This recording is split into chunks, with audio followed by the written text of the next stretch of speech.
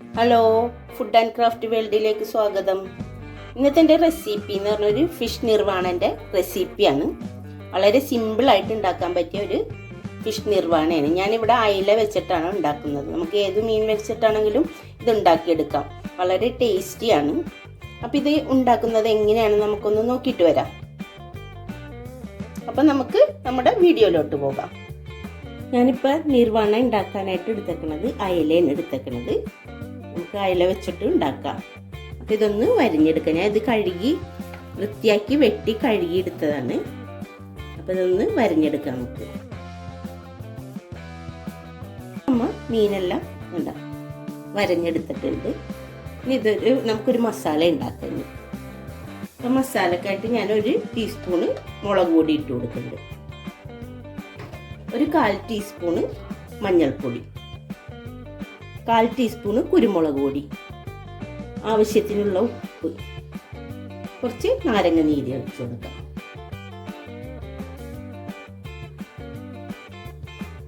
കുറച്ച് വെള്ളം കൂടി ഒഴിച്ചു കൊടുക്കേ. ഒന്ന് പേസ്റ്റ് പോലെ ആക്കി എടുക്കാം നമുക്ക്.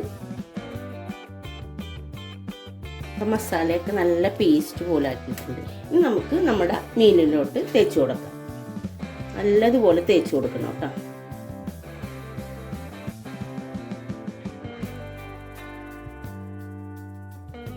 ഇത് ഒരു അരമണിക്കൂർ നമുക്ക് ഫ്രിഡ്ജിൽ വെക്കാം. ഒന്ന് മസാലയൊക്കെ ഒന്ന് പിടിക്കണവരൊക്കെ. ഫ്രീസറിൽ വെക്കരുത്, ഫ്രിഡ്ജിൽ വെക്കാം കേട്ടോ. അത് നമ്മുടെ ഫിഷ് മസാല തേച്ചിട്ട് ഒരു അരമണിക്കൂർ റെസ്റ്റ് ചെയ്യാൻ വെച്ചിരുന്നത് നമുക്കതൊന്ന് ഫ്രൈ ചെയ്തെടുക്കാം. അവിടെ ഒരു പാൻ വെച്ചിട്ടുണ്ട്. അതിനകത്തേക്ക് നമുക്ക് കുറച്ച് വെളിച്ചെണ്ണ ഒഴിച്ച് കൊടുക്കാം. ഇത് നല്ലതുപോലെ ഫ്രൈ ആക്കി എടുക്കരുത് കേട്ടോ. നമുക്ക് മീനിട്ട് കൊടുക്കാം. മീന് അധികം മൊരിഞ്ഞ് വരരുതേ. ജസ്റ്റ് ഒന്ന് ഇതൊന്ന് ഫ്രൈ ചെയ്തെടുത്താൽ മതി. നമ്മുടെ മീനെല്ലാം ഫ്രൈ ചെയ്ത് വെച്ചിട്ടുണ്ട്. ഞാൻ ഇവിടെ ഒരു ചട്ടി എടുത്തിട്ട് അതിനകത്തേക്ക് നമ്മുടെ വാഴൻ്റെ ഇല വെച്ചേക്കണേ. ഇനി അതിനകത്തേക്ക് കുറച്ച് വേപ്പില ഇട്ട് കൊടുക്കാം. ഇവിടെ ഫ്രൈ ചെയ്ത് വെച്ചിരിക്കുന്ന മീനിട്ട് കൊടുത്തിട്ടുണ്ട്.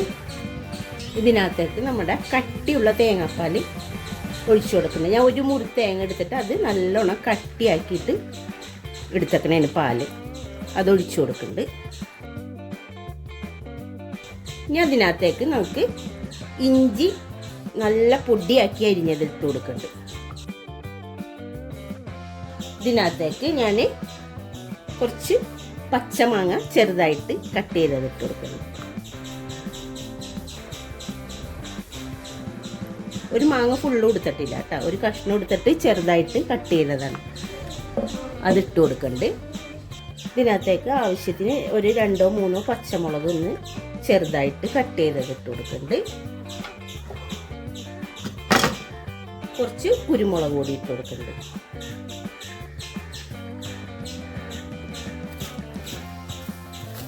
ആവശ്യത്തിനുള്ള ഉപ്പ് ഇട്ട് കൊടുക്കുന്നുണ്ട്.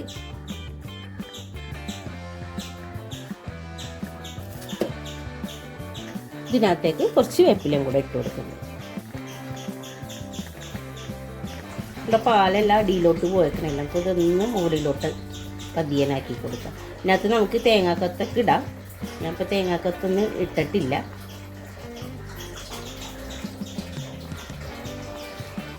നമുക്കിതൊന്ന് അടച്ചു വെക്കാം.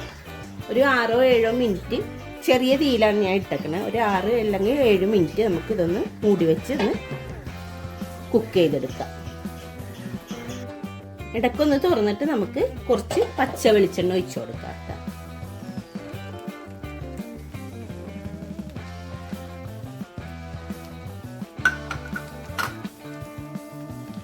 കുറച്ച് കുരുമുളക് പൊടിയും കൂടെ ഇട്ട് കൊടുക്കാം.